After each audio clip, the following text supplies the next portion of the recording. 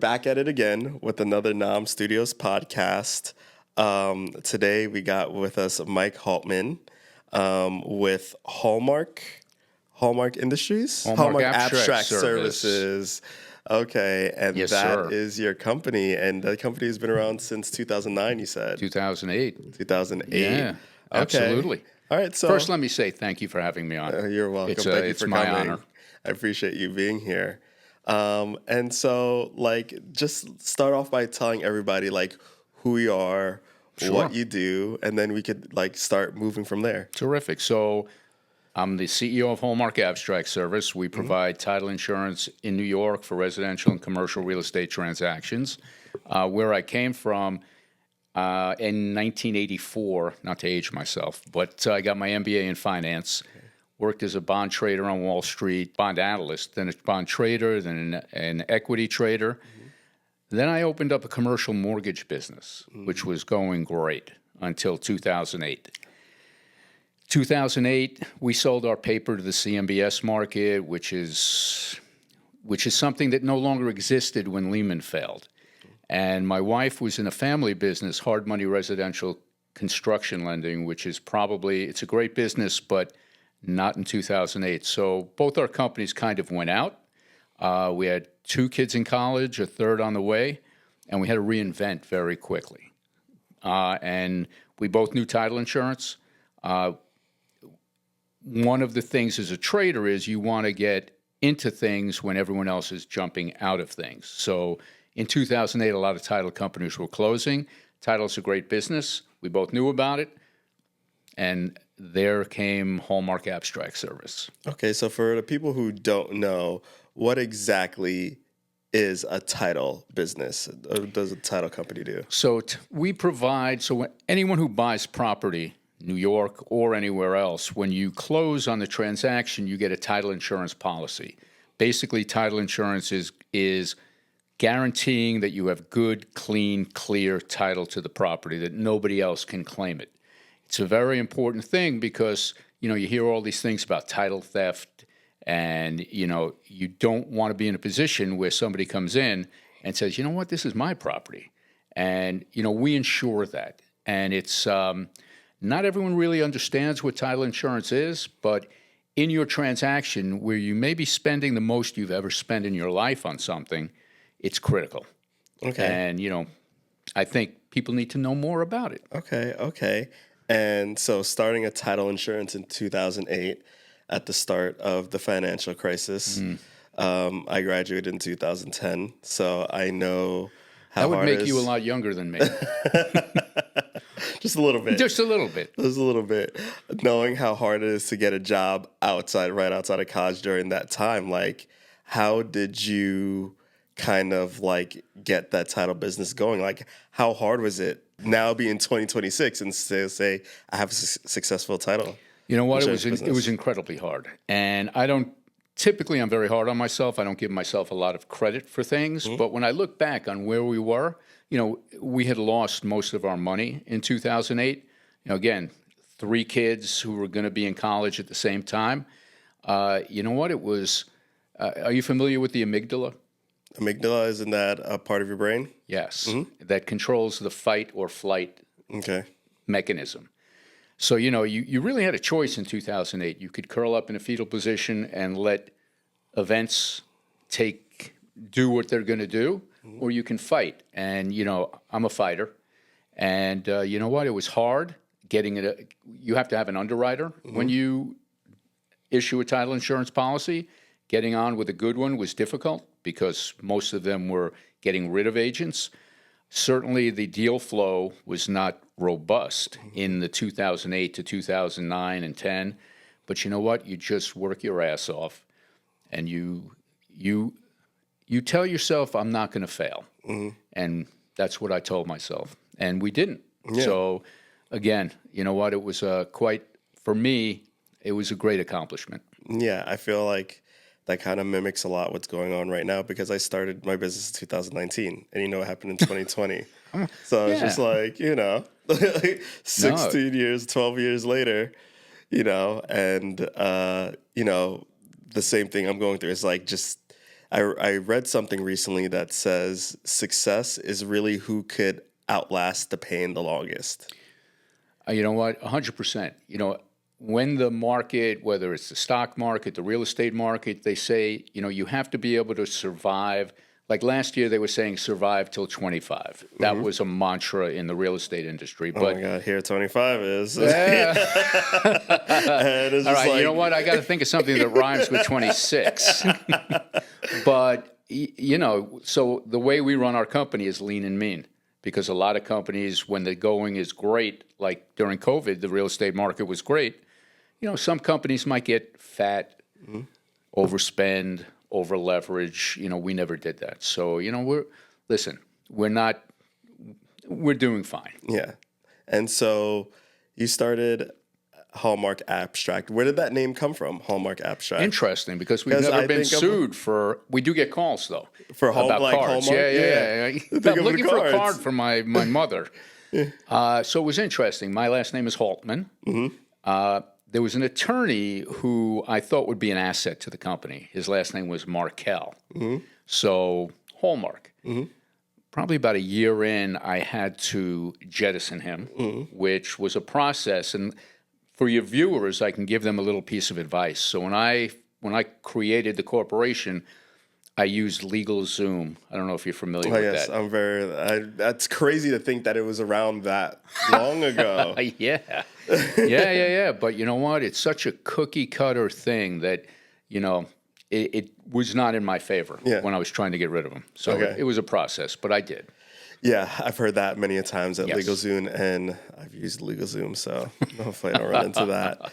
But okay, and the abstract part. Yes. Yeah. So we are an abstract company. We accumulate the data, we analyze the data, and we then create the title policy.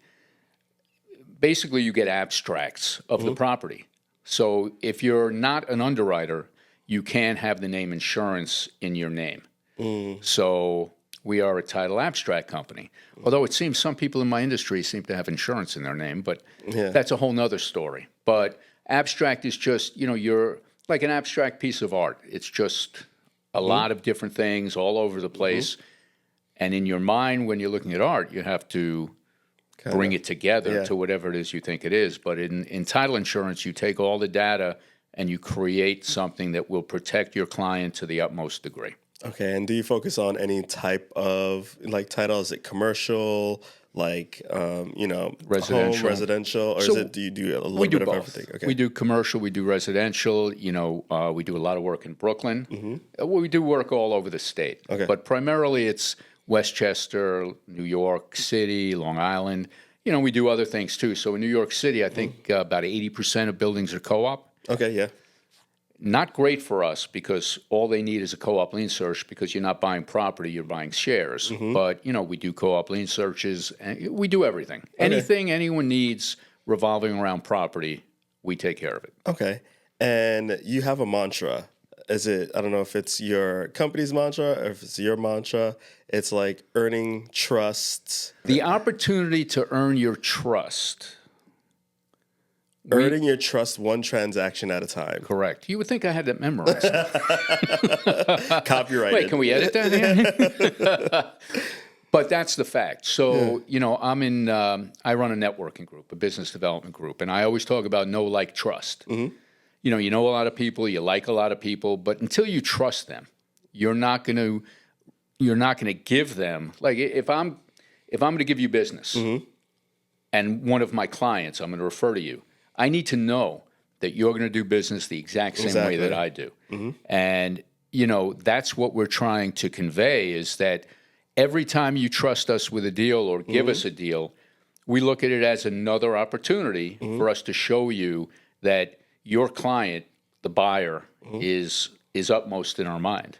Our number one priority. Exactly. That's very important. And talk about your networking group or your group that you run that you just touched upon before that. What's the name of it? Well, this one happens to be a B&I group. Okay. Are you familiar with B&I? I am part of B&I, yes. Okay. So I'm the president of a Manhattan group. Okay. And so you drive to Manhattan every week?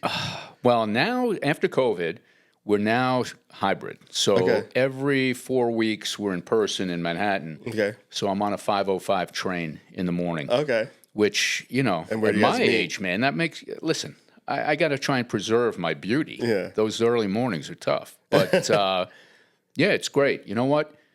B&I is not for everyone, but for the right people with the right mentality, you know, if you're very transactional and you think you're going to come into a B&I group and you're going to start getting business next week, you know, that's not how it works. Yeah. Again, build trust. Yeah. Exactly. And that takes time. And where does your B&I group meet? When we meet in person, there's an accounting firm, LMC, on the corner of Broadway and 36th. Okay, so right in Midtown. Yeah, it's great. Okay. It's great. So you just get on the train to Penn and then you walk? Get on the train and walk. Sometimes I go to Grand Central because I think I like the environment a little bit better. Okay. But yeah.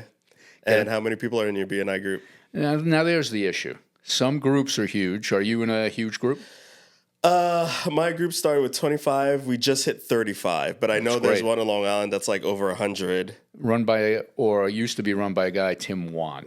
Tim Wan is the one that put together my group. So you're an offshoot. Oh, Tim Wan's a director. Tim Wan is a director, success coach, whatever the name is. So he put together our group. Yes. And so we're one of the newest groups. We were the fastest growing and the only one that successfully started last year. That's great. Yeah. Well, you know what? Tim is kind of like, and I know Tim through Huga. Is that where you met him? Yes, I met Tim through Huga. Right. He's kind of like the Pied Piper. He is phenomenal at growing groups. I mean, I don't know I should talk to him about what his secret sauce is because he's great. Yeah. But he's a big believer in person. He's a big believer in person. We meet every Tuesday in the Dix Hills, Comac area. Okay. I mean, listen, I'm a big proponent of in-person too, but I think during COVID, people got lazy. Yeah. But I always say another one of my little things during my meeting is that networking is a contact sport. And it really is. Yeah. You know what? You know, this kind of face-to-face on Zoom, how many times everyone's looking at their phone, everyone's doing it's terrible. Maybe your kids are in the back, you know. Terrible. It doesn't hit. I mean, you know, when I first started in 2019, I remember telling myself, I'm sorry, in 2019, 2020, I have to do at least 1 to 2 networking events a week. I was like, I'm going to do it. And then March came, and that didn't really start happening till 2022, 2023 is when I really started like boots on the ground, going in person. But during that 2020, 2021, I was doing the Zooms and nothing really started rolling for me in that trust that you say, in that movement of people referring me until the in-person happened. Of course. Yeah. So what held you back from in-person other than the fact that there probably weren't a lot of meetings in person? I mean, the only thing that held me back from the in-person during 2020 was COVID. Nobody was doing anything. Everybody was, masked up, taking time. Of course, there came a time like during the summer, you tried to people were going outside, masks, but 6 feet apart. You can socially distance outside. Yeah, but we wouldn't be able to do this. No. It was, you know what? It was tough. But, I always say that, while the meeting, you have your hour-and-a-half meeting, which is great. Yeah. But that's not where the magic happens. No, it's the one-on-ones. It's 100%. Where, it's not just what you do for a living, but what makes you tick. Yeah. What outside interests do you have? What charities do you support? You know, what can I do for you on another level? Yeah, exactly. So, definitely in person. Yes. So, speaking about charities, you have a charity, correct? I do. I'm the board chair of a combat veteran charity called Heroes to Heroes Foundation. Okay. We work with combat vets who return home suffering moral injury. And are you familiar with moral injury? No, I'm not familiar with that. So basically, it's where you do something, see something, are involved with something that is so abhorrent, so against everything you hold dear as a human being, you can't live with yourself. But at the same time, you don't have any way to get it out. So, I've always said, if I'm sitting in a diner with a vet who's got something inside, he's not going to tell me. Okay. You need other people who understand. So we have a year-long program, and it's based in peer support, spiritual reawakening, and reconnection to faith. Okay. So loss of faith is a huge contributing factor in suicide. So the founder of the charity, who at a young age was sent to Israel by her parents because she was not a good kid, Israel saved her. Okay. So most of our vets, 99%, are not Jewish, but Israel is the birthplace of so many religions. Okay. And we send them on 10-day journeys to Israel. That's amazing. Where the healing it's not a vacation. Yeah. It's a working journey where every day, whether they're going to Stations of the Cross, whether they're getting baptized in the Jordan River, Yad Vashem, the Holocaust Museum, it's all critical to teaching them about faith, reconnecting them to faith, but more than that. So one vet didn't want to go. A lot of the vets who go are kind of not really wanting to go. They're kind of at the end. Yeah. One vet came out of Yad Vashem. He hadn't been talking to anyone, and he called everyone around. And he said, I have a story to tell. And when he was in Iraq, he was with his platoon. A father and his 10-year-old son approached them. The father gave his son his gun and said to kill the infidels. This guy had to kill a 10-year-old, and then he killed the father. But he had a 10-year-old at home. How do you reconcile killing a 10-year-old? When you have one at home. Or even if you don't have one. I mean, killing kids. But anyway, so he came out of Yad Vashem, and the last exhibit in Yad Vashem is a candle for every child killed in the Holocaust. Okay.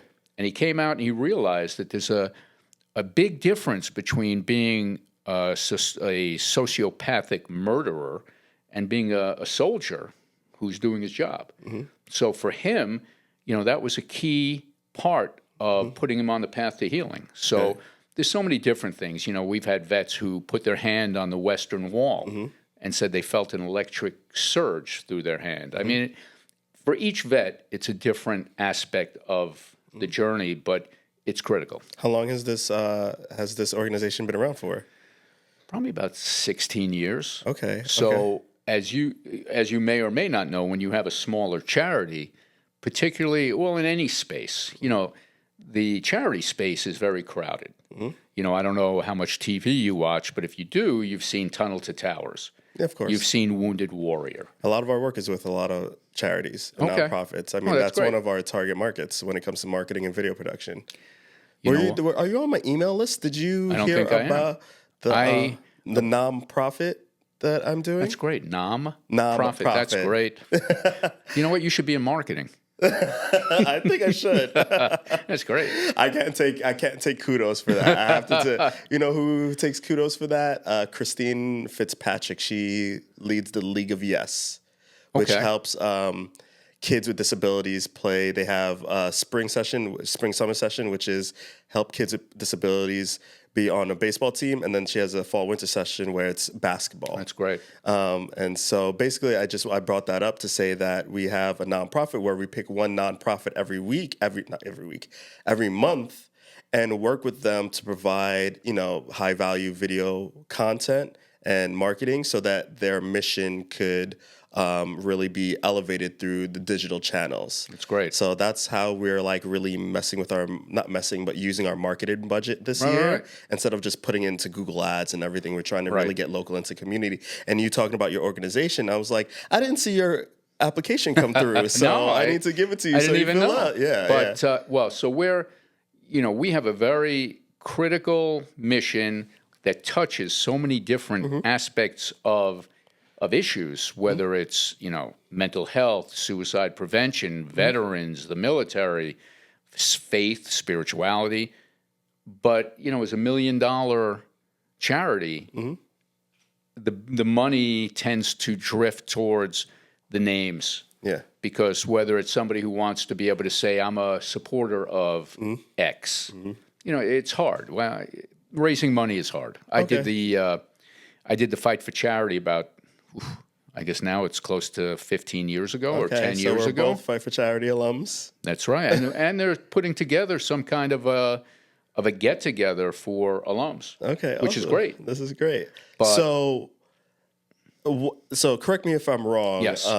In the Jewish community, isn't going to Israel kind of like a rite of passage that every person who's Jewish goes through?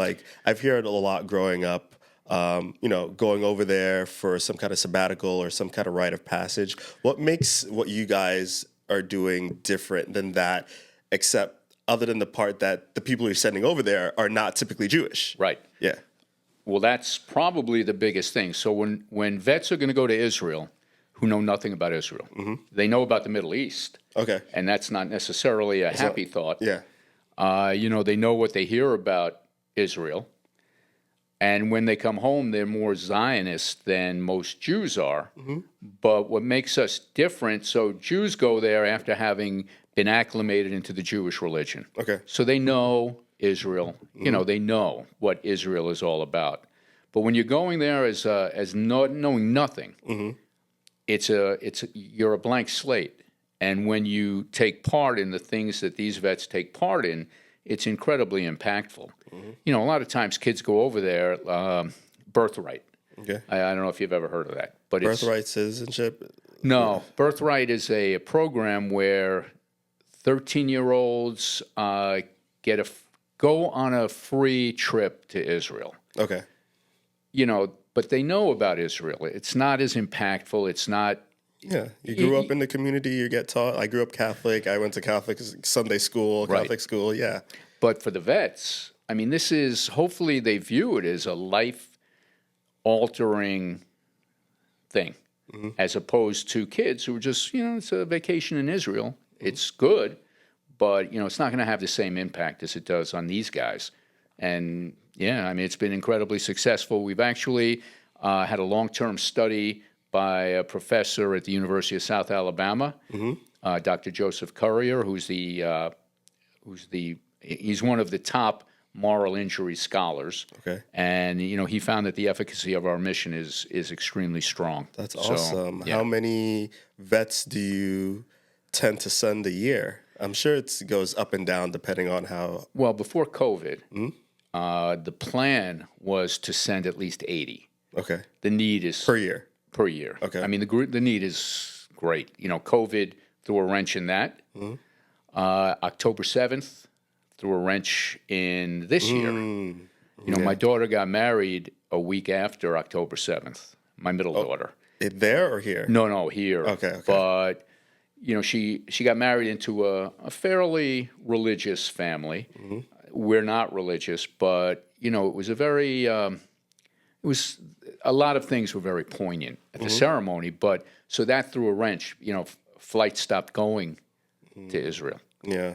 So sometime about 4 or 5 months ago, we resumed. Yes. Okay, awesome. And how can people help? How can people get in contact with you, donate, anything to help the mission? Well, I appreciate you asking. So people can email me. I don't know if my email is going to be on say it. Okay. Yeah. So it's Haltman at Hallmark, like the cards, AbstractLLC.com. Okay. People can call me at 516-741-4723.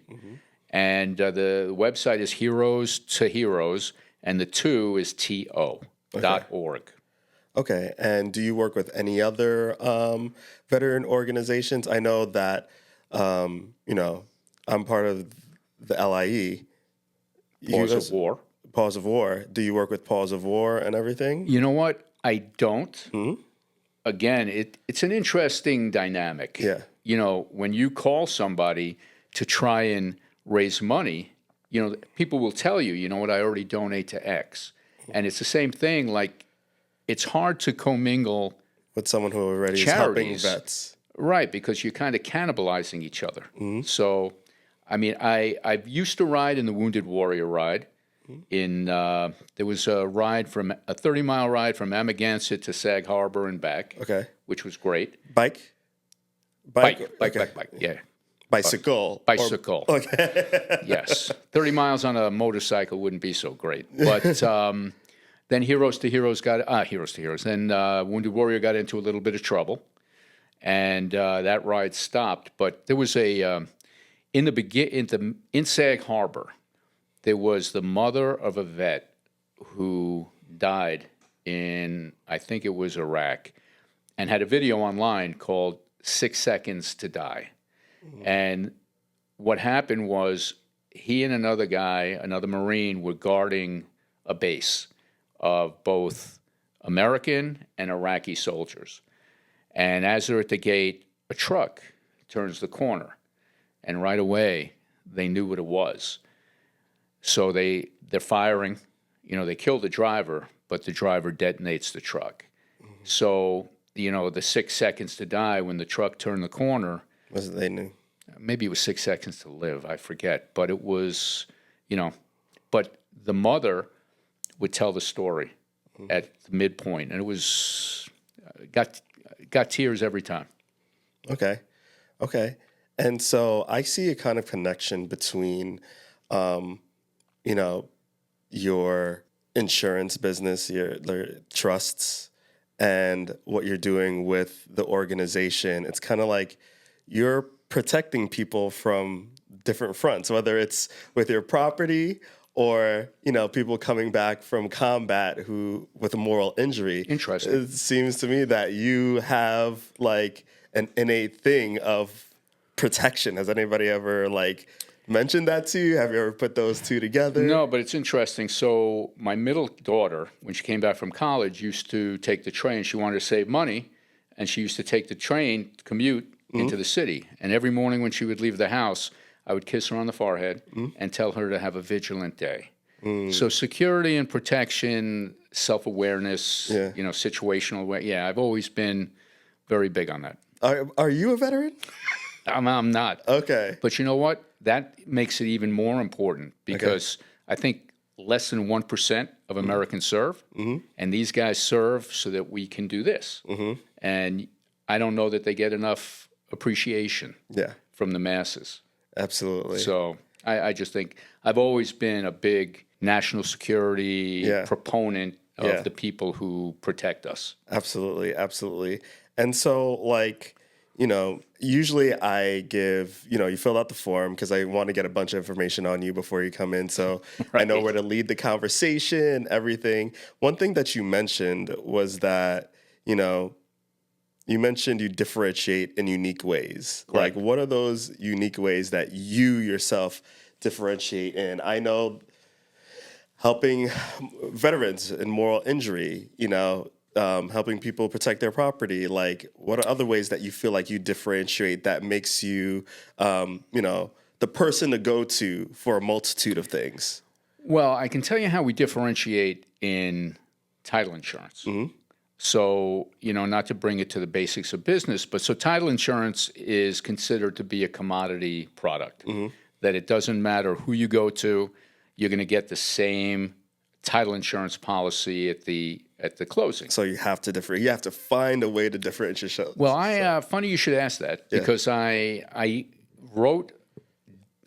created a list of 10 ways that we differentiate ourselves from many title companies. And, whether it's the cost of the title policy, so the premium is going to be the same no matter who you use. But title companies or some title companies tend to stuff their title bill with fees and charges of things. Sometimes I don't even know what they are. It's like a phone bill.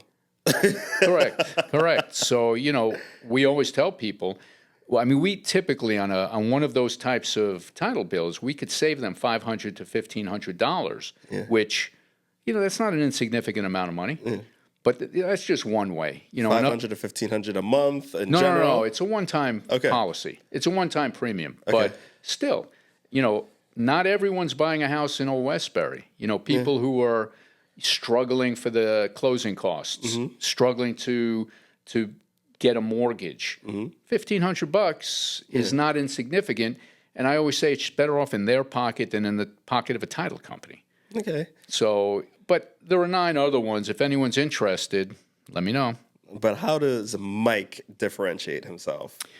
You know what? I try and be as good as I can be. I try and teach my kids about giving back. I grew up in a pretty unhappy house. My childhood is kind of like a dark hole. And I swore that my kids would grow up in a different way than I did. And that's kind of what that's a huge accomplishment for me. And not that I differentiate myself from everyone, but by doing that, but I try and instill good values. Again, not a huge differentiator, but I'll do things like take my kids to a soup kitchen. Mm-hmm. I'm a big believer in, instead of always looking up and coveting what others have, you should look down and appreciate. I think appreciation is appreciation and gratitude. I don't think there's enough of that. There's enough of that. Yeah, that's very, very true. Right. I just had that thought or, conversation the other day about like one of our last guests that was here last month. His name is Jason Sweet. He's like new in I would say the networking, getting out there segment.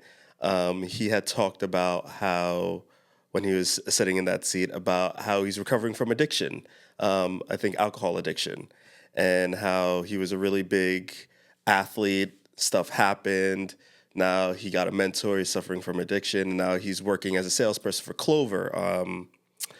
Clover is the payment processing. Okay. So his episode launched or got dropped this past Monday. I put all his clips online and everything, and the text I got from him was like one of the best texts I've had from him to this day. He was just like, "Hey man, you don't know what you did. Since you posted those clips, my phone hasn't stopped ringing. My family loves it. I have potential clients that love it.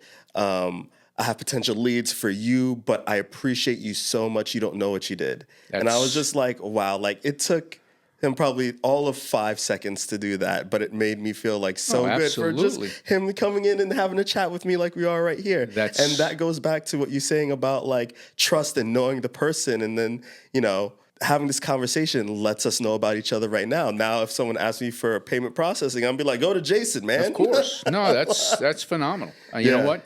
And you bring up addiction. So I've given each one of my kids, I was never in a 12-step program, but are you familiar with the Serenity Prayer?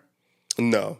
I mean, I feel like I've heard it. Yeah, you definitely have. Yeah. So it's basically, I always forget how exactly it goes, but it's basically being able to understand the things you can control, the things you can't control, and God giving you the strength to know the difference. And I gave it to all my kids because, they struggle with, I don't know if you use the phrase "what if" a lot. I've felt myself use it a couple of times. Okay, well, my oldest daughter in particular uses it a lot, and I'm like, you got to take that out of your vocabulary because you never extrapolate out to a good ending. What if is always to the worst possible outcome. Yeah. So, most of those things that she does that with are completely out of her control. So the Serenity Prayer, I gave it to them a plaque to look at every morning. They don't, but it would be good if they did. Yeah. That's awesome. That's awesome. I really like your outlook on things. Oh, I really like your outlook on things. I really like how you deal, and I really like your story of how like you came up and what you're doing right now. So like, what's next for you? Like, Well, I just started Social Security, so that so I don't know. A check every month. That's good. Yeah, no, that's great. But I'm 65. Okay. So I don't know what my next chapter is. I don't think I'm going to be retiring anytime soon. So, you know what? I think I'm going to just keep busy. Keep on keeping on with what it is that I'm doing now. My goal, I would love to see the Heroes to Heroes Foundation expand. I would love to see my business expand. And I will just, it's just a continuation of the same. Okay. Being out there, busting my ass, promoting the company, promoting the charity, and and making friends. Awesome. Well, before we go, you do have a podcast. I do. Yourself. I do. Tell people about your podcast so when they see this, they could find you there as well. So that's funny because sometimes someone will say, "I saw your episode." I say, "I was wondering who watched my episode." So my podcast is called "Do You Ever Wonder?" Okay. Which I thought of in the shower one day. Okay. I love shower thoughts. Oh, you know what? Whether I'm in the gym or in the shower, that's where I have my best thoughts. I have a pad in my gym, but that wouldn't work in the shower. Yeah. But basically, I've always been curious about different things. So do you ever wonder, I've had some great real estate people on, which has helped not open doors, but, has got me some great contacts in the real estate business. But I've had an ex-KGB agent on. Wow. I've had sisters who started an AI-based dating platform. Okay. Who else? I mean, I've had some very interesting guests. And you know what? Every time I'm watching TV and I see something I'm interested in, I reach out to those people. And I've actually hooked a few. Okay. But no, and I would love to have you on. Absolutely. That Do you would be ever wonder? great. I love the name of that. Do you ever wonder? Yeah. And actually, when I was stopped being president of a BNI group a few years ago, as a going-away gift, they gave me a bobblehead of myself. I don't know if you've ever seen those. I have seen it. I feel like I've seen yours either on a picture or on social media. Well, I feel like I've seen you as a bobblehead somewhere. Yeah, I'm sure you have.